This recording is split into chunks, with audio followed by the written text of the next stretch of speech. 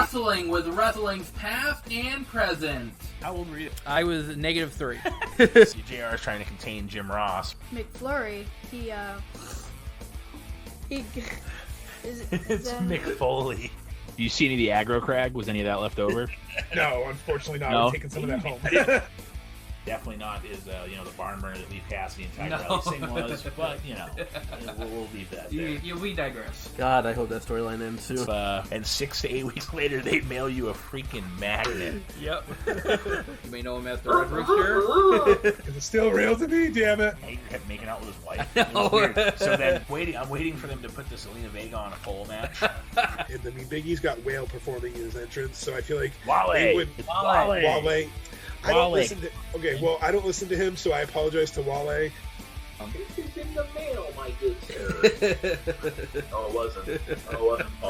I feel like Vince is just gonna have them team together and be like, have them called Woo Bro. Like they're just gonna be the Woo Bros. Like, anyway. Giving us a reason to come here and listen to ourselves talk. Absolutely, And then you can listen to us too.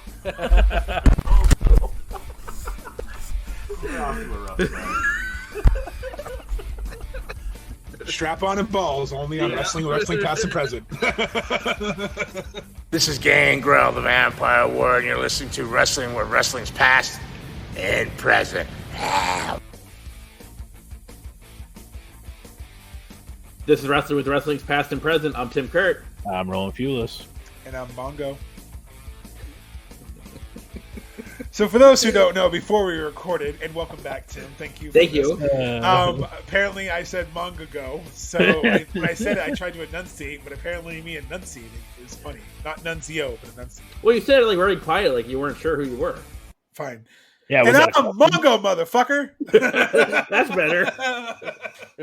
I still don't get why he gets one fucking name. I know. Well, he works probably for WWE. Oh, that's true. Yeah. No, they would have changed me to like Mango or some shit. You mean Mo? Yeah, you do. Like You'd be you're Endo. the reincarnation of Men on the Mission. Can I be Mo Vaughn at least? At least someone who's No, you're Mabel and Mo. You are King Mo. Oh. No, King Mabel. Mo King wasn't Mabel. a king. Yeah, Mo didn't win shit. And who was their Oscar. Oscar, that's right. Men on a Mission, Wow, that motherfucker. really He's hurt. the O. Right here. You really think I remember Men on a Mission besides like jobbing? All right, well, we're already off the rails, so welcome. Yeah, to we're off the rail. We Wrestling haven't even. We'll see you next week. Yeah, we'll see you next Wrestling week. with Wrestling. Jesus. See, Tim, you leave and you come back. You fuck with our emotions. I my know. Man. You fuck with I'm our sorry. emotions. I had a bout with the COVID-itis last week, so I. Hey, and Mongo, do you think he listened to the episode? Well, No. here's the thing. No, either. I listened to the part where he said "fuck you" to me. So Yes. I didn't hear that. Yes. And then I said too, I was like, he's He not said gonna something about listen my anyways. parents and like. Yeah, I was like, they're nice people. No. I'm not We saying said anything bad your about parents are them. nice people. Yeah. Yeah. We would never disrespect your parents like we disrespect you. Are you serious? Yeah. No. That's exactly what I said. I'm like, well, your parents are like really nice people, so like I'm not going there. So anyway, you can't tell. It's a late night. Another late night recording. And to be fair, we had plans to do another episode before this show, and that fell through, unfortunately. So we've already been going for like almost an hour at this point before we even like got on. So here we are, beer number 2 for me at this point. So here we are. So we're going to preview and give you our predictions for Double or Nothing, which takes place tomorrow night at 8:00 Eastern time. A pretty loaded card, 13 matches to go over. The pay-per-view is probably going to take about 10 hours to get through, but we'll. This is that day 3 spectacular thing that Punk was talking about. Yes, this is what this is. Yeah. Oh wait, speaking of Roland, do you know who's not on the show? Hold on. Is it Monty Brown? 2 weeks in a row. Wrestling has more than one royal family. Oh, man. In the fall, San Francisco, Cody Rhodes. Whoa. wow. Had to include the whoa. That's the best part. Well, and then after that, Brody Lee comes in and starts swearing a lot. So we'll just leave that part out. But yeah. No, it's so weird to me. Like I know he's back, and Yeah, that wasn't that's shit. true. It's just weird that this is the third Double or Nothing, and Cody's not on the card. Mm-hmm. Yeah, it's definitely. I'm still not used to him in WWE yet. Like it's odd to see him. Hey, how about that barn burner of a match that Miz and him had on Monday night? Oh my god, Smooth like sandpaper. Yeah. Let's have him keep wrestling Seth because at least that's good. All right, so we like I said, we have 13 matches to discuss. There's only one match on the buy-in. Yeah, but it's Hookhausen. It's Hookhausen, Hook and Danhausen against Tony Nese and Smart Mark Sterling in a tag team match. I don't know. I'm not really into this one as too much. I think Danhausen will probably be there to get the crowd going and everything. I think the Hookhausen is pretty entertaining, and I think they're going to get the win. I don't see any reason why they would lose here. Kind of bummed that you said you weren't into this. Like I am the most anti Danhausen person I know, but that motherfucker's won me over. I mean, I'm not like if it was somebody else. I am a Fanhausen. You're a Fanhausen? I mean, if it was somebody else other than Tony Nese and Smart Mark Sterling, maybe I would be a little bit more into this match. But I mean, yeah, at least Tony Nese though, to give him credit. When he was on 205 Live, he put on nothing but bangers. That dude could work, but the problem is he was just never used. So I'm kind of glad that he's at least kind of getting showcased. I know it's the pre-show, but I feel like he'll showcase a little bit. Danhausen will make him, do his goofy stuff. Hook's going to come in and probably choke out Smart Mark. And he's going to curse him, yeah, like Roland's eating Reese's cursing us over there. Oh, it's not Reese's this week. It looked like beef jerky. Was it beef jerky? Oh, it is. Ah! It's, Jack Link's beef jerky. By the way, still one of the best commercials. Another thing that won't sponsor us. No, I said it was good. I think just during every recording we do from now on, I'm going to stop the show randomly and ask what Roland's snack of the week is. It'll be a new segment. What is Roland eating? When you work until almost midnight, you get hungry. Hey, I'm not judging. Clearly. Tim is. I'm not judging. Tim called me out on that episode back in Easter.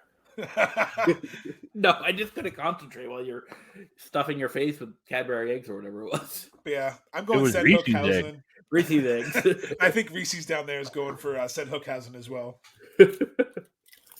Oh, there, fast break. There we go.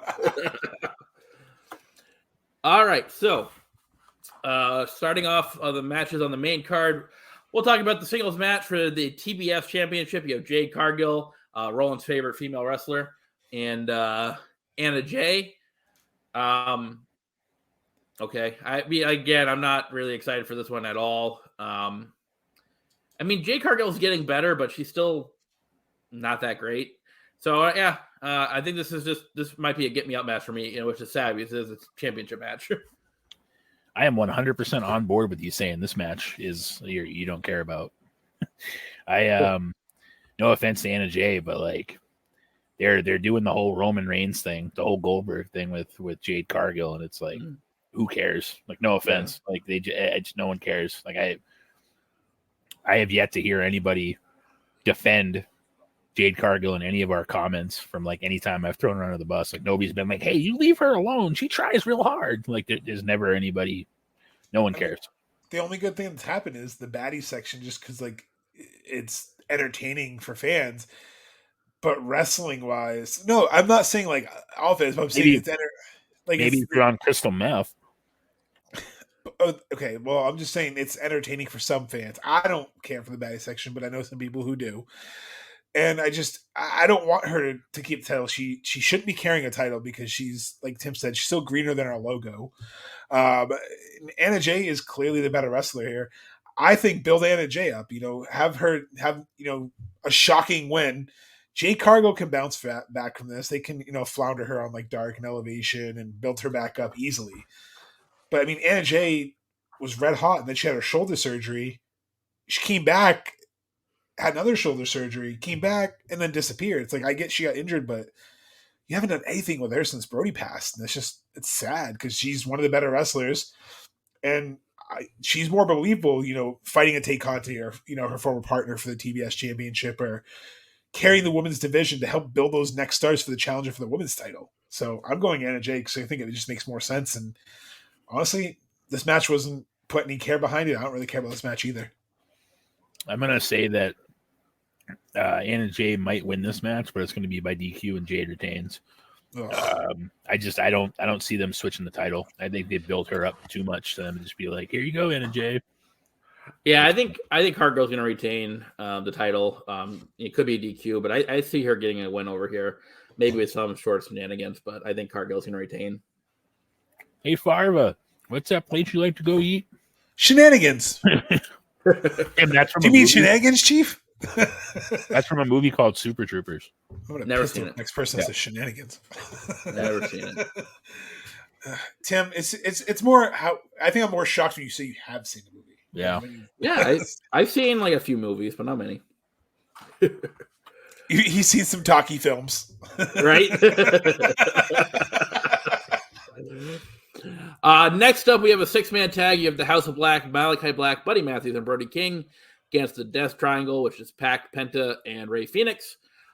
This match, I think, is going to be really good. I think Death Triangle they can do so much in the ring, and the House of Black, Malachi Black, and Buddy Matthews, and Brody King can work. So I'm really excited here to see this one. It's the first match I'm excited about. I think this could be a sleeper for match of the night on the card, to be honest with you. I think it's going to be really good. As far as a win goes, I'm going to go with the House of Black. I think they need the win to, get some momentum going and keep their kind of stick going. So I'll go House of Black, but I think it's going to be a really good match. I could honestly see House of Black going over, and I could see down the road Pac joining the House of Black. I really could. He doesn't really fit in, honestly, with the Lucha Bros. Like, I never really understood that pairing. That's what I'm saying. So, like, you put him in the Judgment Day, the AEW Judgment Day, the House of Black. You tell me that Vince McMahon and those clowns didn't get the fucking idea for the Judgment Day from the House of Black. You're on you're on crystal meth if you think that's not the case. Fucking John Laurinaitis is like, hey Vince, on the show, the other show that's on TV that we're not allowed to say the name of, the one that Cody came from. Yeah. Oh God, you should see these guys. We used to have two of them. One of them was Alice or something, and then the other guy was Murphy, I think. That's such good shit. Yeah, I assume that's kind of how it went. And John Laurinaitis kind of morphed into Vince McMahon there at the end, but before after removing his nose from his sphincter. Yeah, well, that's if Bruce Pritchard let him fucking have any room down there. And here, you know what? And speaking of Bruce Pritchard, like, here's my thing. Bruce made it clear when he went back to WWE that, like, he was still going to do his podcast. He does like one a month now, and I'm not trying to slam any other. I'm just saying, like, that just goes to show you how Vince is like, oh yeah, you can do it, and then he just doesn't fucking let him do it. Well, like, I wonder if the same thing's going to happen with Jeff Jarrett, because Jeff Jarrett just signed an executive role with WWE. So I want to talk about someone who's like left and gone back to a fucking company more times. I wonder if he held up Vince for that position. All right. But anyways, yeah, I think the House of Black has to win here. I think that, again, it's similar to the Jade Cargill thing. I think they've spent so much time beefing up this build. You can't really have them lose. The only way they could lose is by some sort of shenanigans. That's the only way. But like losing clean in the middle of the ring is not going to help them at all. And like I said, it wouldn't surprise me if down the road if Pac ends up joining the House of Black, because he kind of fits that mold better than he does the Lucha Bros. Yeah, Pac's. It's just been someone they don't know what to do with, because it just kind of shows that even when he was Neville in WWE, like, there's no one really know what to do with him, and it's his personality. Like, I stand by. I don't care if people say it was kayfabe, he was in gimmick. Dude's an asshole in real life. Like, I don't care. Like, my interaction with him, that was not kayfabe. That wasn't working. That was just like miserable son of a bitch. And whatever, the dude rolls with it, and that's his gimmick. So he calls himself the bastard. Cool, but I agree with you. He just doesn't really fit anywhere. Like, the Lucha Brothers are kind of being held down by him right now. I hate the Death Triangle just because it holds down the Lucha Brothers. kind of like I don't like the AHFO, the AFO, whatever it's called now, because it holds down private party. Like, it bothers me. This one I like the House of Black to go over, just because. I mean, I think Brody King is really going to show what he is. He's that muscle. He's that, Wardlow, like was in the Pinnacle. And then you have Malachi and Matthews, who are two different styles but can work the same style. So they can really push this. And when Julia Hart interferes, because that's my bold prediction in this one, and helps them retain, that's their fourth member, and it's going to show that this faction is something to be messed with. Oh, so she's like Rhea Ripley. See what you did there. I know. I love when people get mad. It's like wrestling rips each other off. It all its history. I mean, this is just a rip off of the Brood, essentially. Like it's just like wrestling copies each other, just like movies copy each other. I mean, Tim, you're music. How many times you hear music? That song sounds awfully familiar. Yep. Sample. They're all from the Zach Brown band. They all sound the fucking same. Every one of Zach Brown band's songs sounds the same. Well, fight me if you think I'm wrong. Tommy, was it Two Tone, the 8675, that one? Yeah. It's literally the same fucking beat as Radio Nowhere by Bruce Springsteen.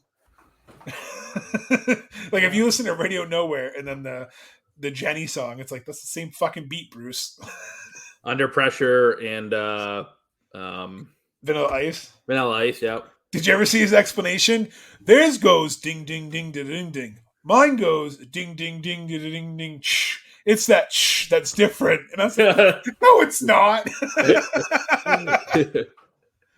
I still to this day get confused before we go back. I still confused. I hear that I'm like, oh yeah, Under Pressure. Oh no, Vanilla Ice. Okay, cool. Going back to wrestling here, we have another tag team match. It's the Hardys against the Young Bucks. This is low key probably the match I'm looking forward to the most on this card. I think it's going to be a really good, solid tag team match. I think it's going to be kind of like the Swan Song for the Hardys here. They're kind of, I know they're doing their one last run here.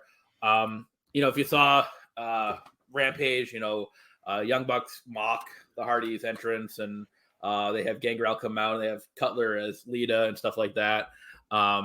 Eventually Gangrel turns on the Young Bucks and aligns with the Hardys. So I don't see a way that the Hardys win here. I don't, because like I said, they're at the end of their career.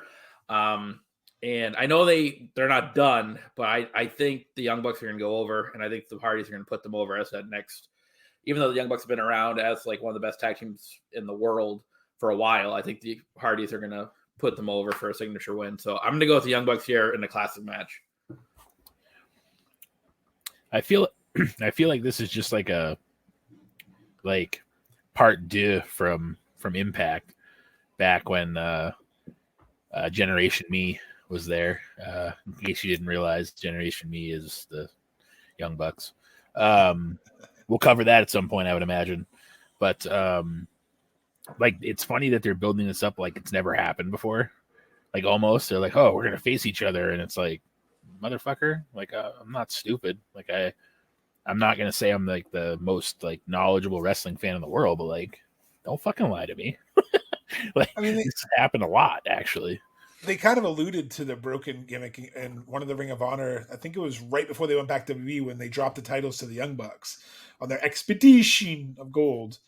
So I know what you're saying. It's like they're kind of up, but I think they might be saving something for the pay-per-view, like a video package. Like I think they're because they're not usually shying away from their history. I mean, hell, sometimes they'll tell us about like promotions like I never even heard of. I'm like, oh, that's cool. Like when they're like, Pac was in Dragon Gate. I'm like, I kind of know about Dragon Gate, but sorry, I cut you off. So who's your prediction? I feel like the Young Bucks losing here doesn't help anybody. Like I feel like the Hardys are still going to be fan favorites if they lose. And I kind of feel like the Young Bucks lately have been losing a lot. So it's kind of hard to have like the FTW or the FTR rather, sorry, and like the Young Bucks kind of have that like little side feud they had for a little bit before they started doing the Hardy thing. It's kind of hard if the Young Bucks keep losing. So I feel like they kind of need to win to kind of put them back in the tag title picture as well. Because let's be honest, the Hardy Boys, the Hardys, Sorry, Vince. The Hardys, for as much as I'd like them to win, they have no business holding the AEW championship. So, like, the tag titles, I don't want to see them. I want to see them in matches like this. I don't want to see them in title matches. And if I do, I don't want them to win title matches. I just like it. To me, like, it's cool if they have that one last ride where they pursue somebody. And obviously, you kind of need a heel champions for the Hardys to kind of go after. But I think that the Hardys losing here makes more sense long term for the Young Bucks. That's why I've been kind of going back and forth on, because you both made the same kind of points I've been struggling with. Is the Young Bucks losing hurts them, but it doesn't hurt the Hardys to lose, because you could have the Hardys lose like 5 matches in a row and it doesn't hurt them. They're, like Roland said, they're fan favorites. But I think the Hardys go over here, but not clean. I think that they're still setting up that pay-per-view next month, the Forbidden Door. Mm-hmm. And we've already kind of seen some gaga with people coming for the Forbidden Door. So I think Bullet Club's coming after Young Bucks here, causing Young Bucks to lose to set up their Forbidden Door angle. So I think that's how the Hardys go over. So that way it doesn't hurt the Young Bucks with a loss, but it still kind of keeps the Hardy Boys relevant. So like Roland said, so they can still do that final run. And the only way I can see them gain the titles is just to kind of cement their legacy, that they'll be the only ones that have won in Impact, Ring of Honor. Like, they'll be able to add to that like massive list. But like Roland said, who are they gonna take out? Because you can't sacrifice a tag team just for the sake of posterity. Yeah. But yeah, I think the Hardys go over because I think someone from the Bullet Club interferes, because I think they're setting up the Super Elite versus the Bullet Club at Forbidden Door. So I think someone interferes, because a lot of them are in Vegas right now. You know, Will Ospreay's in Vegas. Khan's having his fucking time of his life. He's been heart attack grilled, getting his ass spanked by nurses. Like, dude, you guys gotta follow this guy on Instagram. Even if you've never watched him wrestle, time of his life in Vegas right now. He was riding a giant penis at some club in Vegas. Like, instead of a mechanical bull, it's a mechanical penis. It's fucking hilarious. And who's going to piss off a 350-pound Oriental man like that? I'm not.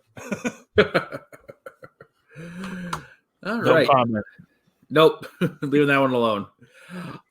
Next up, we'll talk about the Anarchy in the Arena match. Do we know what the rules are of this at all? It's anarchy. There are no rules. The only rule was that Moxley wouldn't let it be called Stadium Stampede. Okay. So you have the Jericho Appreciation Society, Jericho, Matt Menard, Angelo Parker, Daniel Garcia, and Jake Hager against Eddie Kingston, Santana and Ortiz, and the Blackpool Combat Club.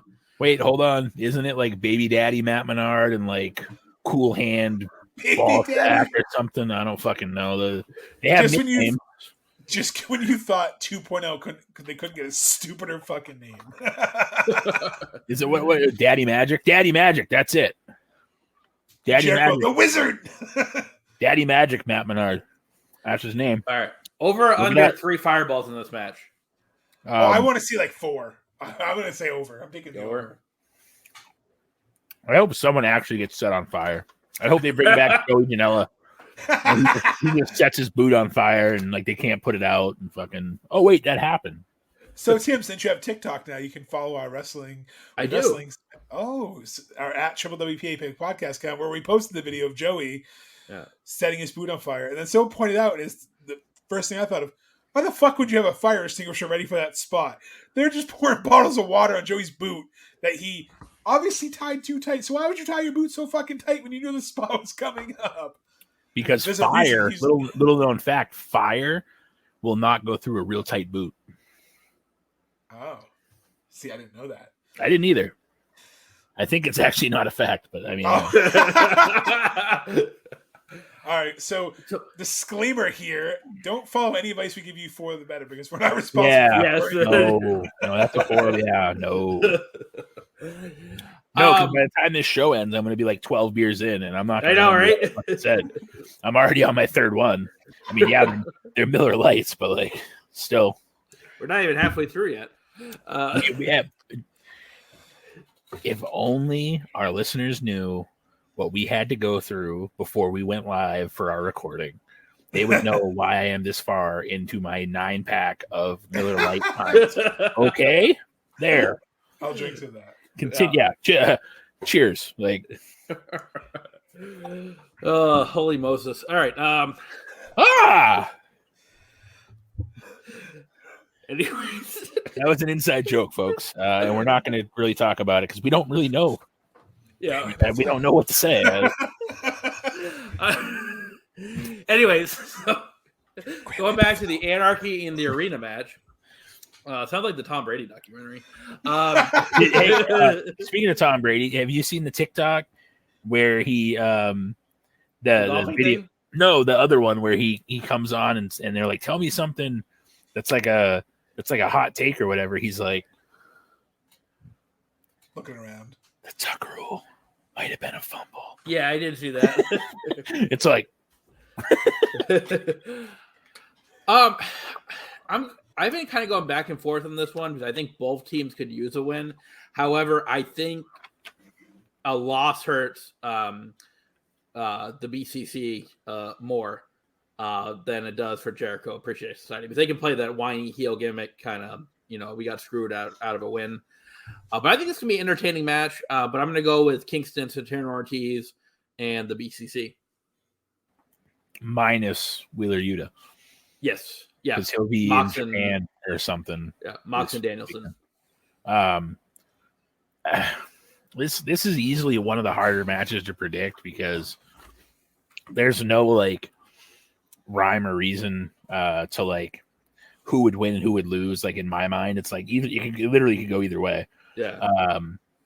Because you could always say that like say Kingston or Santana Ortiz eats the pin, you could always have then a feud between those guys and the Blackpool Combat Club. There's three of them. There's three of that. Like, so you could always go that way too. Like you could have Regal come out and be like, "Oh, we would have won if it weren't for these guys." Like, so like they could always pivot that way too. I don't give a flying fuck about the Jericho Appreciation Society. Like, not even a little bit. Like, Daniel Garcia is the most fucking vanilla character I've ever seen in my life. And his two ass clown buddies from 2.0, Daddy Magic and Lightning Luke, or whatever the fuck his name is, the other fucking guy there. I don't care. Like, no offense. I just don't care. Like, I feel as strongly about this as I do Jade Cargill. I just don't care. Like, how many times do you need Chris Jericho to have a 5-man group? Like, you have, the Inner Circle kind of disband, and like that turn was kind of cool. But then, like, I feel like what they've done since then is just like, and I know it's kind of neat that they're picking on the whole like sports entertainer thing. Like that's kind of cool, like inside joke. Haha, we're jabbing Vince, like, but like, no offense to Daniel Garcia and no offense to the former 2.0. I don't give a flying fucking fuck about either one of you three. Like, I just don't. I don't care. Like, they picked 3 people to be in this group with Hager and Jericho that I personally don't give a fucking. I don't care. I just don't. I have no interest in watching any of those 3 guys wrestle or sports entertain or jerk each other off, whatever the fuck they do behind closed doors. It's not entertaining. Daniel Garcia going on the mic and trying to be entertaining is awful. And I this is the hill I'm going to die on because I don't. Nobody's convincing me otherwise because he seems like a fish out of water trying to be like this over the top, like I'm a sports entertainer. It's like, you don't even know what a fucking sports entertainer is, motherfucker. You've never been in WWE. If you were going to do the sports entertainer gimmick, you would have 3 other guys that used to be in WWE be in this fucking group. And that's kind of where I think they're going with it. I think that eventually you're going to see Daniel Garcia go to the BCC. He has to go to something like that where he needs Regal to speak for him. Because like you said, he needs a mouthpiece because he is cringy as fuck on the microphone. Thank you. I love Daniel Garcia. He's a fantastic wrestler. Oh, yeah. I'll give him his in-ring work. But yeah, his lack of gimmick and personality, like even when I watched him in Limitless, he's a great wrestler, but I'm like, he has no personality.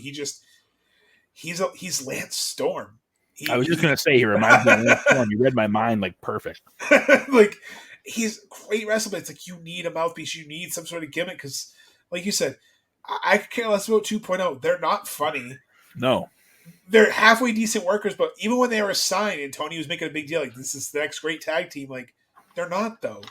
Like you're saying they're a young tag team and they're like 50. Like I'd rather see a Private Party and a Jurassic Express and the Varsity Blondes. I'd rather see like the younger teams try to work on getting established and see and have the 2.0 like be the jobbers. That's cool. But like you said, they were in NXT for like 35 seconds, so I don't get why they're in this group. It should really be though. Like anyway, Pac could have been in this group. Like that would have been a fucking hilarious. Like if he was random, they just never talked. Like he was the Butch character. Like there's things they could do that just I don't understand how Jericho is stuck with this. I get it so he can essentially fight LAX and fight the disbandment of his group. But like now the BCC jumping in doesn't make any fucking sense whatsoever, except for the Regal Jericho thing. So I'm with you. I think it's just gonna be a fun, entertaining match, but I don't really have a dog in the fight, Jericho. So I'm gonna go with Ortiz and LAX and Moxley and the BCC, whatever you want to call them, because I just what does it do if the Jericho Appreciation Society wins? Like a group that no one cares about wins. It's just going to be like, cool, you just buried Santana Ortiz again. Yeah. Anytime Santana Ortiz get any traction, look back to when they had that parking lot brawl with the best friends. They had so much steam come out of that, and nothing came of it. Nothing. Yeah, and these guys need to be taken seriously as legit contenders for the tag titles, no matter what company they're in. I mean, Santana just won his first the singles world champion for the whatever it was, the Mexican AAA. Yeah, AAA. Yeah, AAA. Title. Like clearly he can wrestle. Like, and Ortiz shed a shitload of weight, and looks so much better in the ring. So put them against the FTR feud. I want to see them feud with FTR. Those would be great matches because they can work with each other. Put them against the Lucha Brothers. That'd be fantastic. Bring in Homicide to manage them if they need a manager. I was just going to say, like, why couldn't they have gotten Homicide and Hernandez, and they could have been the other two instead of Moxley and Bryan? Like, I don't get it. Like you said, it doesn't make really any sense other than Moxley being friends with Kingston. That's the only, like I said, you have the Jericho Regal dynamic, but you also have Moxley being friends with Eddie Kingston. And I love, the BCC. Just, I think it's one of the smartest things they're doing with Moxley and Daniels and Regal and Yuta. Like, I like this idea of just straight up brawlers. Like, they're just going out beating the fuck out of people. And I think they're one of the most over factions right now. So you can't have them lose to a joke of a group. Like, that'd be like the Spirit Squad beating DX at Survivor Series. Like purposely, like without cheating. Like, it doesn't make sense now. It wouldn't make sense then. Yeah. Next up is a singles match between MJF and Wardlow. If Wardlow wins, he gets released from his contract with MJF. If MJF wins, then he can't sign with AEW. So I have a kind of a hot take or a bold prediction for this match. I think Wardlow is going to dominate most of the match, but I think MJF is going to win. I think there's going to be some shenanigans with Shawn Spears. And FTR's not on the show. I think they're going to they're kind of been faces lately. I think they're going to do another heel turn because they still technically have the Pinnacle going. So I think they're going to get involved somehow with Spears and cost Wardlow the match. So I think MJF is going to go over, but certainly not clean. Yeah, this is one of those ones too where they almost lead you to what you want to believe, and you want to believe that Wardlow is going to win because he has all this momentum. But I do feel like if Wardlow wins, I don't think it's going to be clean. There's going to be something, whether Spears interferes and ends up hitting MJF again or whatever. But I don't think – I feel like this is still going to continue the storyline with Wardlow and MJF because MJF can be like, well, you won, but like you didn't win clean, so whatever. But like I feel like AEW has pushed us like Wardlow's gonna win and he's gonna get his freedom, and I feel like they're gonna do the opposite. So like I'm kind of on board with what Tim said. I don't know how it's gonna happen, but I feel like whether it's Spears turning on MJF. I don't know. Like, I don't know what's going to happen. And there's another person that could have been in the Jericho Appreciation Society that would have been Sean Spears. But like, I feel like they're pointing like neon sign, like Wardlow's going to win because Wardlow's hot. And I feel like they're going to go the other way because why wouldn't you pivot the other way creatively, mind you? And again, I don't know what thought process they're going to go through or how they're going to get there or whatever. But I'm with Tim on the thought that it's probably not going to be clean, but MJF is somehow going to weasel his way out of this match as the winner. Or, like I said, he'll lose, but he won't actually lose because he'll be like, well, you didn't win. You cheated. You cheated to win. Like, whatever. So I know I'm picking like both sides right now, but it's going to be the same outcome. So, like, if I had to pick a winner, I feel like I said, MJF somehow is going to go over. This is another hard one because AEW is not as predictable as, the other company. And just when you think you know where they're going, like you said earlier, they swerve you, bro. Like, it's a swerve, bro. So I really could see this, like you said, and not to kind of piggyback here too much, but I could see MJF having some sort of plan up his sleeve to cheat at the end of the match. I could see Wardlow going over clean, and as punishment for MJF, maybe he really is on the outs. Maybe it's not a work. Maybe it is a work, but either way, he's still working us all somehow. It's so hard to predict the booking because you can't really have MJF lose clean, and you can't really have Wardlow lose clean. So like you're kind of damned if you do. So I think it's a Scott Hall Goldberg situation, cattle prod, God. Not like that bad, but like where the Goldberg essentially has to get taken out because he does have the whole Goldberg entrance. Cam came out the other day when he's on Dynamite. He's like, Goldberg, as he's like walking out in the handcuffs for the. I'm like, my 8-year-old seeing that this is the Goldberg build. So like. Yeah, I don't know. I think I agree with both of you guys. MJF goes over with some sort of shenanigans because it doesn't make sense for him to lose clean. It just doesn't. Not to Wardlow. Yeah. Next up, we'll talk about the Owen Hart tournament finals matches. We'll start with the women's division. You have Dr. Britt Baker, DMD, against Ruby Soho.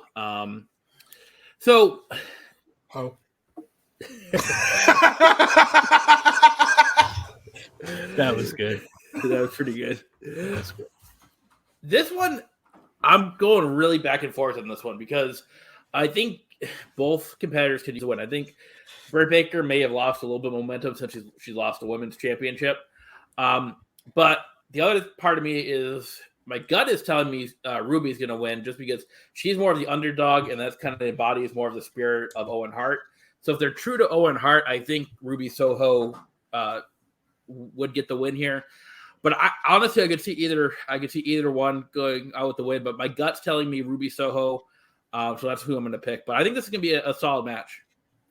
Ruby Soho. Yeah, that's where I'm going to. Yeah, my destination is also unknown because I'm picking Ruby Soho. Because Tim, you hit it. It's the underdog.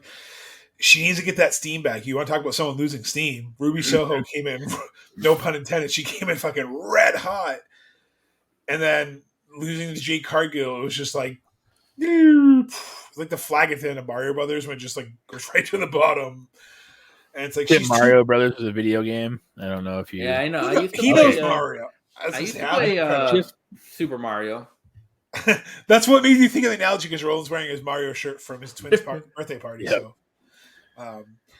She needs that momentum back, and just I think her getting that also kind of solidifies the female tournament because then next year, it can kind of help make that next star. It can be like a star making tournament, or it can be like someone get like a Chris Statlander to get her steam back or something like that. That's what the point is, like you said, Tim, of Owen Hart is he was the underdog who wasn't supposed to be there, but if Britt Baker wins it, it's just kind of like. It's just another accolade versus for Ruby Soho. It's that important win in AEW that she's been chasing. Yeah. So please don't pull an Abyss. Please, I know you weren't here last week, Tim, but please don't pull an Abyss. I am not a nugget. So next up, we'll talk about the men's tournament final. It's Samoa Joe and Adam Cole. Again, this is another one that's hard to predict.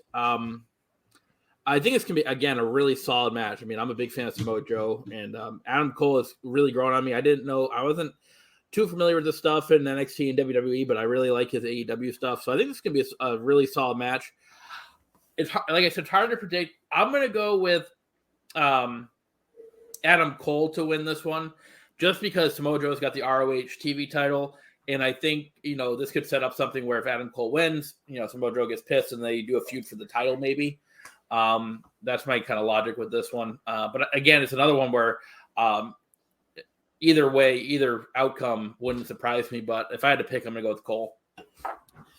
We are missing what could be the most obvious outcome of both of these matches. Adam Cole is dating Britt Baker. Mm-hmm. We're forgetting that logic of like, well, if Britt Baker and Adam Cole both win, they can then, I'm not changing my pick. I'm just saying don't forget that. They can feud with Sammy and Tay. Yeah, well, maybe. Maybe it'll be Ethan Page and Paige Van Zandt. Maybe Page and Page. Maybe Dallas Page can be the fucking. And Hangman Page might go in there. Maybe, and then Christian Cage can join in, and he'll be the Marco Stunt of the group. Oh wait, that already happened. So I'm picking Adam Cole only because Samoa Joe already has a feud going with Jay Lethal, Sanjay Dutt, Satnam Singh, over the Ring of Honor title, essentially the TV title. So like he doesn't really Samoa Joe, like I've already said, I've mentioned this in previous weeks. He doesn't need 7 storylines going. He just doesn't. And I feel like Adam Cole winning the Owen makes way more sense than Samoa Joe. Adam Cole's similar skill set, similar ability, kind of like the Ruby Soho, the underdog thing.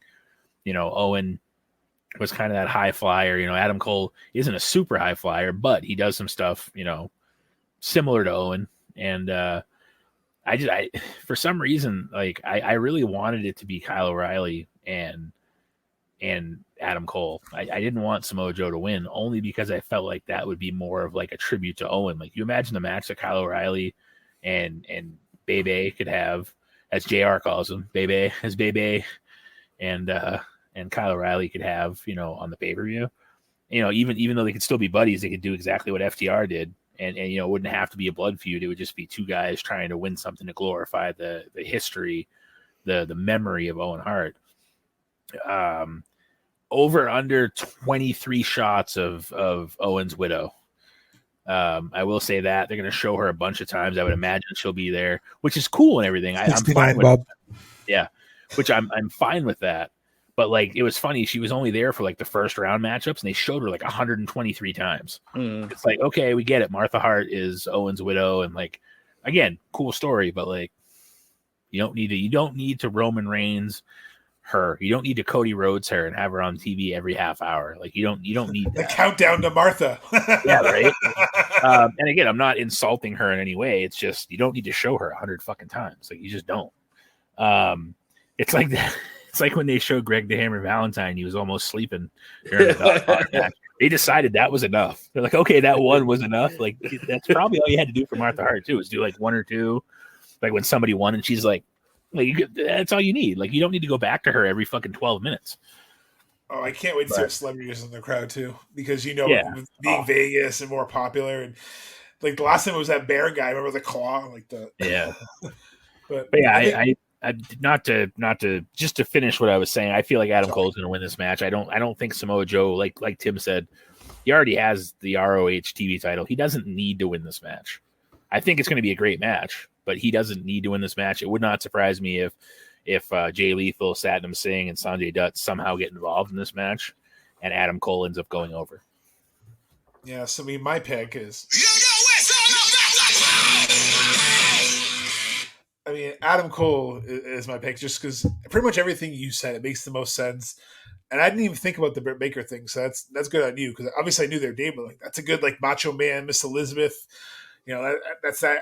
couple like they could do, or they can even choose an accolades like Me and My Man, or the king and queen of this place. Like, not that they would, but it's a possibility. But man, how much has WWE tainted us that this is another match that I'm thinking Gaga could fucking happen in? But like, it just WWE has warped my soul so much. I'm expecting Gaga in every match, and I hate that feeling. But yeah, this one, I think we're going to see an appearance by Great Value Singh, Great Value Kali, whatever we're calling him now. And I hope not, but I think Joe eats the pin here. I think Adam Cole goes over because I think it just makes the most sense. And even if Ruby goes over too, like we said, we all think Ruby and Adam, great representations for your first tournament. It, again, still solidifies it, makes the trophy meaningful, unlike the Andrew Memorial that they did in WWE. Remember that? Or what was it? They didn't do Andre. It was like Andy or Andrew. It was on WWE Network. You guys didn't see that?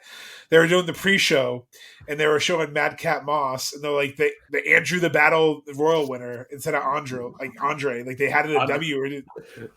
Like they literally made his name instead of Andre. It was like Andrew or something like. So there's memes. It's Dax Hardwood.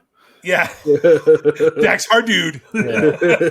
No, I have that too. Like no bullshit. It's right here. I'll show you, Tim, if you haven't seen this.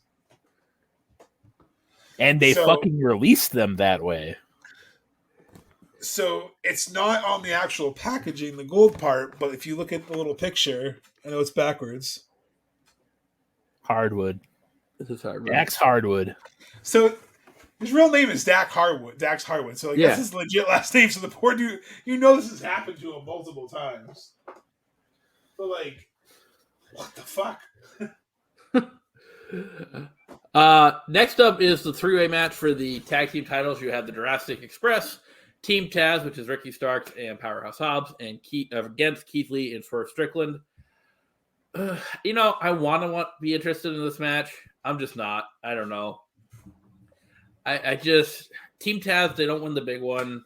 Jurassic Express, I'm kind of over their gimmick now. And Keith Lee and Swerve Strickland, I don't know. They don't do anything for me right now. Having said that, though, I think they're going to win just because, Team Taz always loses in big matches. Jurassic Express, they had a nice run with the belts, and they weren't really supposed to win them in the first place, I don't think. So I think to elevate Keith Lee a little bit more, I think he needs this win. So I'm going to go with Lee and Strickland here for the win. As much as I want anybody but Jungle Boy and Luchasaurus to win, I just don't know if either one of these teams are the team that should be winning. It's not the Young Bucks. It's not the Lucha Bros. It's not FTR. It's not Santana and Ortiz. It's essentially a thrown together team of Keith Lee and Swerve Strickland. And then a team of, like you said, the Team Taz. But so there's photos also of Brian Cage being in Las Vegas too. Part of me hopes that Brian Cage has something to do with something. I'm hoping that he comes out, he costs, maybe they can relight the fuse of, the Powerhouse Hobbs Cage. I don't know. They've got to do something because Starks and Hobbs are starting to get stale, in my opinion. They're just starting to get stale. Hook is clearly the more sought after, bigger name of that group, which is sad because a year ago, nobody knew who this fucking guy was. So, I can't see them winning. Like Tim said, they never seem to win anything. And then I don't putting the only way that Luchasaurus and Jungle Boy lose is if that's finally the turn from Christian Cage. That's the only way that I can see them losing. And I don't know who's going to be the benefactor of that. I have no idea if it's going to be Team Taz or if it's going to be Swerve and Keith Lee. But to me, having Luchasaurus and Jungle Boy win the title the way they did, which was kind of by accident. It was kind of, we just broke fucking Ray Phoenix's arm at the time, or so they thought. So they're like, oh, we got to pivot here. And a lot of people said they didn't think, like Tim said also, that they were supposed to win that match. Yeah, we said that on the show that right. week. That being said, do you really honestly think, and I'll put this question to both of you guys, that either one of these teams should be the team to be the next tag team champions? Like, I don't. No. Either way, it's a transitional champion. Yeah. Exactly. So the both of you had valid points, kind of the same thing. Like, I like Jungle Boy and Luchasaurus. They're fun. It's just they're not someone you can see carrying the belts too much longer. Ricky Starks needs a singles run. He's a phenomenal talent. He's great personality. He needs a singles run. I think him just relying on Hobbs for everything is going to kind of ruin him. So I think I agree with him. It's got to go on Keith Lee and Swerve Strickland to be transitional, because kind of give them that little bit of a boost, ride that into, like a random Dynamite, and then they can lose it to, like Ray Phoenix. They can get their title back, Lucha Brothers, Santana Ortiz, because they can take a loss as a team and not hurt them, not get hurt, excuse me. So that's why I think it makes fun. Plus, Swerve is fucking entertaining as hell. Like, he's great. Like, they struck gold with him. I don't know how we let him go, because I did a deep dive and watched some of his old videos. Holy crap. Like, some of the stuff he can do, even we've seen on Dynamite already, like, that's a great combination, because you have the big muscle of Keith Lee, who can also kind of do the flippy dippy stuff. But then you have Swerve Strickland, who just defies gravity. He's kind of like a Ricochet in there, where he'll just randomly cartwheel into a suplex. Like, how the hell did that just happen? Next up, we'll talk about the singles match for the AEW World Women's Championship. Thunder Rosa's champion taking on Serena Deeb. I think this is going to be a good match. I think it's going to be a solid match. I think they're both great workers. But I don't see a title change here. I don't see them putting the strap on Serena Deeb here and carrying the women's division. Okay. I love it because you said strap on and Roland's making faces eating Reese's. Anyways, I thought I had more time. I'm going with Thunder Rosa for the win to retain the title. So, yeah, same here. No, as much as I don't care about Jade Cargill, I care even less about Serena Deeb. She is the Daniel Garcia of the women's division. She's just bland. She's a great wrestler, but no one cares. She's like this bully character, and it's like no one cares. And it doesn't really make sense to put the title on her, because strap on. You get it strap on. I don't know if I can say that with Serena Deeb. Which it's funny because my phone always corrects the Serena Dweeb. Sorry about that. But it doesn't make sense putting on her where she's kind of like the Billy Gunn of the women's locker room right now. She's supposed to be the one that helps elevate the younger talent. So her taking the title from Thunder Rosa also devalues Thunder Rosa's title run, because again, she got fed to Nyla like they always do. And then if she loses her first big defense, it's going to be like, oh, that was nothing title reign. So I think the Thunder Rosa has to retain just to have some sort of credibility as champion. Plus, like JR said, she has a great hat. Also, fire the sound guy like on Dynamite. Like, she's literally still in the middle of a promo. I know. And they start playing her fucking entrance music, and she's like, I'll just talk louder. Next up is Kylo O'Reilly and Darby Allin in a singles match here. I think this is going to be a pretty entertaining match. I think there's going to be a lot of high spots in this match. It's hard to pick a winner, though. I don't know. Where the Sting factor could come into play, where Sting is injured, probably not going to make the show. So I don't know. So my gut is if they want to split Sting and Darby up, this is the perfect time. Have Darby lose here and have some sort of something where he can Sting tries to build him back up, and Darby gets frustrated and then pushes Sting away. I don't know if that's where they're going to go with it. I see a scenario happening. So I'm going to go with O'Reilly for the win. I don't really feel like this match needs to be on pay-per-view. I feel like they just kind of, oh crap, Kyle's not doing anything, Darby's not doing it. FTR is not on the fucking show. Yeah. Like, they have other team. Prime example, let's put Powerhouse Hobbs and Ricky Starks, and let's put Swerve and Keith Lee in a match, but we'll leave probably the best technical wrestling tag team we have on the whole goddamn roster off the show. So I I don't. This is one of those matches like Tim was saying. I just don't care about this match. It's going to be a good match. Don't get me wrong. It will be a good match. I just don't care who wins. I don't. It doesn't. There's no feud behind it. Yeah, it's just thrown together. And why don't you just have Kyle O'Reilly and Bobby Fish face FTR? Yeah, And have Darby, I don't know, make an appearance during something. Whatever. I don't have him show up during the MJF match. There's still heat there. Like whatever. I don't care. But like to put this match on a pay-per-view just because neither one of them are on the show is stupid. There's already 307 matches on this card. It doesn't need to be there. It just doesn't.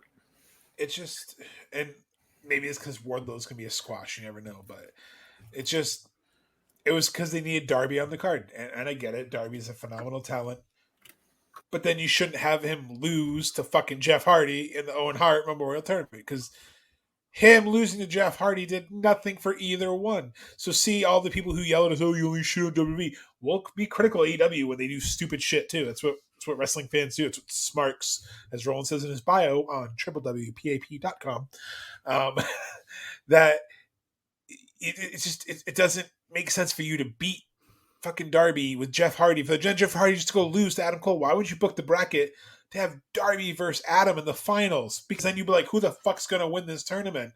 Because they're both underdogs. They're both that person that could represent that well. So I don't understand how they swung and missed with that. Like Roland said last week, like booking this tournament's been questionable as fuck. And it's like, I'm glad it's concluded with Adam Cole and Samoa Joe, but like Tim said, Samoa Joe's got 752 storylines. Like you said too, we don't need that. So I agree. This should have been Red Dragon versus FTR, and as a non-title match or exhibition match would have been fucking fantastic. So I love Darby, so I'm picking him to go because clearly Kyle O'Reilly's just going to eat the pin here, or again it could just be a shenanigans. But see, WWE's fucking scarred me because I'm thinking everything's shenanigans. Hey Farva, what's that place you like to eat at with the? Oh, I already did that one today. Damn. Ghostbusters or something. It really is a restaurant too. It's basically Fridays with more shit on the wall. I never got to actually give my answer as to who wins this match. I just said I don't care about it. I thought that was your answer. Well, I want to be on record.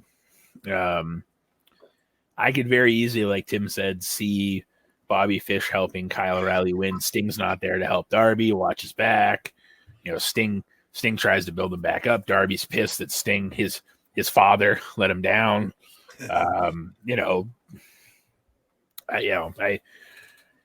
It's tough to pick a winner because again, I don't care about this match at all. But to be honest, it doesn't really help Kyle O'Reilly to keep losing. He just lost to Samoa Joe.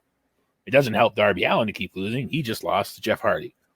So it's one of those things where maybe there isn't a winner, but obviously they have the rocket strapped to Jeff Hardy, Darby rather, Jeff Hardy 2.0.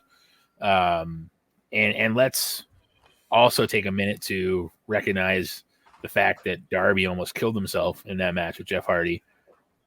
Some of those bumps that they were taking, especially that ladder spot with all the chairs and stuff, you don't need to do that. You just don't. Especially on free TV, man. Yeah, and Jeff did the best he could to catch him, but that even though Darby's not that heavy of an individual, he's still falling from 30 feet in the air.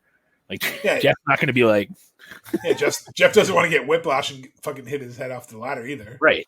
So, or off all the fucking 500 chairs that were stacked up down there. But, yeah, I mean, I find it hard to believe that they would let Darby lose here. But like I said, it also really doesn't help Kyle O'Reilly to lose either. But, we'll see. If I had to pick a winner, I'm going to pick Darby. All right, next up, we still got more matches to discuss, guys. It's a never-ending card, it seems like. We have a 6-person mixed tag team match. You have America Top Team, which is Scorpio Sky, Ethan Page, and Paige Van Zant, against Sammy Guevara, Frankie Kazarian, and Tay Conti. The stipulations here is if American Top Team wins, Guevara or Kazarian can challenge for the TNT title as long as Scorpio Sky is the champion. They also Can't, yeah. They also debuted a new TNT title on Rampage. It actually looks pretty cool, though. It looks like somebody from the LA Lakers designed it. It's all gold and purple and everything now. I kind of like that though. Like so far, like Miro's had his, Yeah. Brody, Sammy had his like over the top bedazzled one. So I kind of like that. That's their shtick. That they kind of, it's kind of neat. But yeah, it definitely, you can tell it's his California influence. It was like purple and gold with like the almost Louis Vuitton looking leather. Here's my problem with this match. They're both heel teams.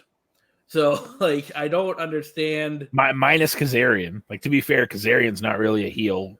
Yeah, but he was beating up the TNT title and everything. Well, not right, but, like, still, I don't know. I don't like the dynamic of this match. I don't like the story. It doesn't gel with me. So it just needs to end. Yeah, I really don't know who to pick here. I'm going to go with American Top Team just because Guevara, Kazarian, and Conti got the upper hand on Rampage where they went to the American Top Team facility and destroyed all like the belts and stuff. So I'm going to go with American Top Team to win here. Yeah, I think that you can't really spoil Paige Van Zant's wrestling debut. I think I'm not saying her beating Ty Conti is the way to go. I'm just saying that, like, you really don't want her to lose. So maybe Kazarian's in there to eat the pin. Maybe that's why he's in there, because then it really doesn't hurt Ty Conti or Sammy. But, yeah, I think that American Top Team wins here. They have so much steam right now, and Scorpio is the TNT champion. So, like, unless they're going to feud Ethan and Scorpio at some point, which that could happen, there's no reason for the American Top Team to lose. So I also agree that I think that they're going to win. No, I agree. I think America's Top Team wins. I also think I agree that I think they're going to have to feud Ethan and Scorpio because there's just so many heels in that like vicinity that you can't have a whole division full of heels because it just doesn't work. And like Roland said and Tim said, you can't really spoil Paige Van Zant's debut match because then that's just going to be like, okay, what was the point of that? And like I said off air to you guys, like she's been training and she looks really good in the ring, and she's going to come out and get some attention, and Tay's going to come out to get some attention. I'm thinking that they're going to wear those UFC and fucking what did he take, the bad motherfucker belt? Like they're going to wear those belts out, and they are because one of them's like the brand new UFC belt. So Tony, and they're in Vegas, like where UFC's like home. So they're I can't wait for them to come out with those fucking UFC belts on because that's going to get such heat in Vegas. But like you said, Tim, they're both heels. So like, are they going to have to fight for heat, or are they going to try to turn Scorpio face for the match? Like, heel versus heel is very hard to book. Yeah, it's got to be America's Top Team because it also stops that feud because I'm sick of seeing Sammy in the TNT. Give it a rest for a while for the TNT title picture. Yeah. So we made it to our main event. It is for the AEW World Championship. You have Hangman Adam Page, who is obviously the champion, against CM Punk. A really cool promo segment with them on Dynamite this last week, where like Page is saying he's defending All Elite Wrestling from CM Punk and stuff like that. So I really like that promo. So I really like the build up to this match. I think it's going to be an excellent wrestling match. I could see each one of them doing their each other's finishers just because Punk recently used the Punk shot lariat. And Adam Page used the GTS, so I could see that happening. I don't think Adam Page, though, is the person to defeat Punk in a meaningful match, like for his first significant loss. I know he's technically lost to MJF, on a technicality kind of. But I don't see Page winning here. I think Punk's going to win and become the new champion. This is one of those ones where, like, you don't feel really good about either one because part of you wants to think that Tony Khan wouldn't kind of cave into the dynamic of the ex-WWE guy running the show, which is kind of what Page was hinting at during his promo. Kind of did that with Jericho, though, in the beginning. Well, yeah, but Jericho had at least been relevant in New Japan and stuff like that. True. Before Punk literally came fresh off. I mean, I know it'd been 7 years, but like he hadn't done anything in between except for a failed UFC career. Mm-hmm.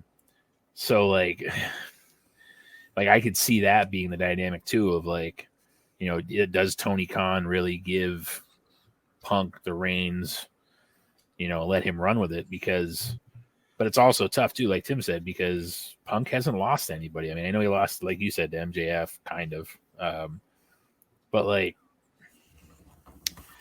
I guess I'm glad too that this is the first. They made Punk the first ex WWE guy or WWE guy, as like they make it seem, to actually go for the title. Like paid, Adam Cole never really made it to WWE, so like, I mean, he was in NXT, whatever, that's fine. We all know that NXT with Triple H at the helm is not WWE, because when they come to WWE, they don't know what the fuck to do with any of these people. So you can't really call that WWE. And you know that Adam Cole had history with Hangman from the indies. Well, not the indies, but like lesser promotions, New Japan, Ring of Honor, stuff like that. Like there's history there. So like, this is, to me, one of the hardest matches to predict. The fanboy in me wants to see Punk go over, but looking at it as the AEW machine, do you really want Punk to go over? And then they'll just be like, oh, you couldn't do it without an ex-WWE guy, blah, all this crap. So like, that being said, I am going to go fanboy, and I'm going to say that Punk wins the match. Tim hit the nail on the head. I don't think Adam Page is the guy to essentially end Punk's undefeated streak. I know, again, he has that tainted loss to Punk or to MJF, but like, I think Adam Page can recover, and I think Adam Page is best when he's chasing a title. Once he gets a title, he's just like Mongo has mentioned in our group chats and stuff. He's just so vanilla. He just really is. He's just not. The best thing he did was that promo, but it took him 6 months to get to that promo. The other thing before Mongo goes, if you don't mind, that kind of comes into play here is, he really got his start and notoriety in Ring of Honor, and where AEW just bought Ring of Honor, they could just play off of that. So in Punk's career came full circle. Like he won. He was starting at Ring of Honor. Now he's in the company that owns Ring of Honor and is their champion. So that might, play into it a little bit too. The big thing, I know I've kind of said some things before early in the show. They still got billed to Forbidden Door. I mean, that's a sellout show in Chicago. So, Hangman, he had a decent title run. Just like I said to you, like you mentioned, he's not the guy to carry the belt. It's like that meme. You're not that guy, pal. You're not that guy. Like he's great for the chase. He's a fantastic wrestler. But when he was the drunk cowboy, like fuck up, he was more entertaining than the serious champion. Like it just seems like it's got to be CM Punk, and CM Punk's got to have that heel turn. Because Roland mentioned on May 7th, 2022, when we were recording, because I wrote this down, people are booing CM Punk now. They got to do something with him. This is that something. He's going to get that title. Hangman's popular. Hangman's over. The crowd's not going to be thrilled. They'll be happy, but there'll be mixed reactions. And he can come out and he can do what he does when he wins a title, which is turn heel. When he won the Ring of Honor title, he turned heel. When he won the WWE title the first time, he turned heel. Hangman was kind of also alluding to that he knows that Punk turns on the company when he wins the championship. That's why he wants to save AEW. So I think they kind of pointed that, as you said earlier, Roland, that neon sign at CM Punk, like, he's going to do the thing. He's going to do the thing. And I can see CM Punk saying, you're all fucking grateful. I came here. I came to help you, and you're all ungrateful. And, Max, you let blah, blah, blah. You still cheer Max, that piece of shit, blah, blah. So why should I care? Blah, blah, blah, blah. And then I think he wins. I think he gets his moment. I think they have to do their lights out once. They have to do it. It's like on that bingo card.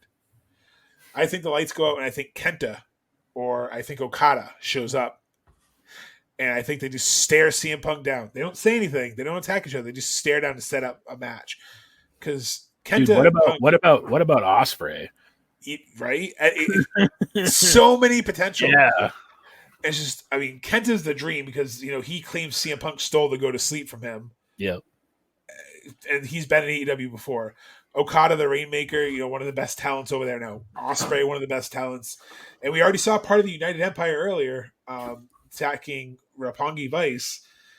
Will Ospreay, TJ Perkins, they're all in the United. TJ Perkins can make an appearance. Like this is what's great for wrestling. I think I posted on our page about how, they're not working with Impact, and fucking Frankie Kazarian was wrestling Chris Sabin the other night on Impact. So I'm going to CM Punk. I don't want to go too much of a tear, and I think it's setting up that Forbidden Door. I think there's enough teases they have to, because they only really have a few weeks to set this pay-per-view up. So what better way when all eyes are on your product to light that spark of Forbidden Door and set something up, have Punk stand tall in the ring, but nope.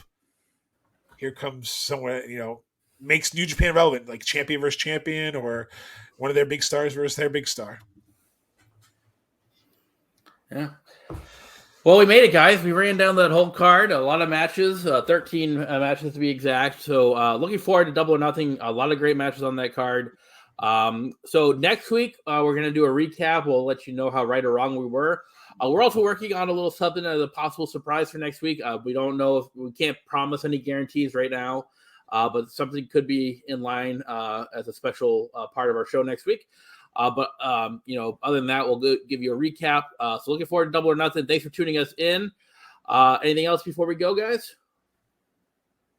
I just want to say, everyone, just take something this weekend, Memorial Day. Just try to remember a loved one. Try to remember someone who's fought for this country. Pay the ultimate price. There's a lot of division going on in this country, and there's a lot of bad shit happening in this country. I'm grateful to have this podcast, but just remember how fragile life is, and just try to enjoy life. Stop worrying about things you can't control. And, as Bill and Ted said, and Tim, that's also a movie, just be excellent to each other. Yeah. Along the same thought, I want to say thoughts and prayers to the families for the shooting in Texas this past week. JR kind of mentioned it on Dynamite, something needs to be done. Agreed. Well, what that is, I don't know exactly, but something needs to be done. Thoughts and prayers are not enough. It's just, a hard time in our country. So thanks for tuning us in. Hopefully we can provide some relief as to what's going on in the real world with the, sports entertainment world of professional wrestling. So thanks for tuning us in. Follow us on our socials. Roland, you got anything before we go? No, you guys hit the nails on the head. This podcast is, great platform to kind of vent a little bit about, essentially a fake sport. I know wrestling is, not fake per se, but, we're sitting here bullshitting about a storyline when, people are losing their children and their loved ones. And I think we have to all have the bigger picture in mind and realize that no matter what happens at Double or Nothing, whatever happens at All In, whatever happens at WrestleMania is just a bonus to anything that's good in the world happening too, so it gives people an avenue to enjoy something when, look at 9/11, when we had 9/11, you had SmackDown shortly after. The main reason they went on was to try to give the people something to enjoy and take their mind off of what had just happened. So if anything, use this weekend to, like Mongo said, reflect and kind of, more or less realize that, yes, like we're passionate about wrestling. Yes, we're homers when it comes to certain sports teams and whatever, but they're really not the big picture. The big picture is your loved ones, and, hold them close because you just never know. Yeah, perfectly said. All right, everybody. So we're going to get on out of here. Thanks for listening to us. We'll be back next week and recap Double or Nothing. Hi, Linda. I want to get that in there before. Hi, Linda. Hi, Linda. Hi, Mom. Thanks for watching or listening. All right, everybody, enjoy your Memorial Day weekend. Enjoy Double or Nothing. Tune us in next week at 5. Until then, I'm Tim Kirk. I'm Roland Fulis. And I'm still fucking Mongo. With one name. And this is Wrestling with Wrestling's Past and Present. Fucking Mongo go. I hope you're all having a nice day.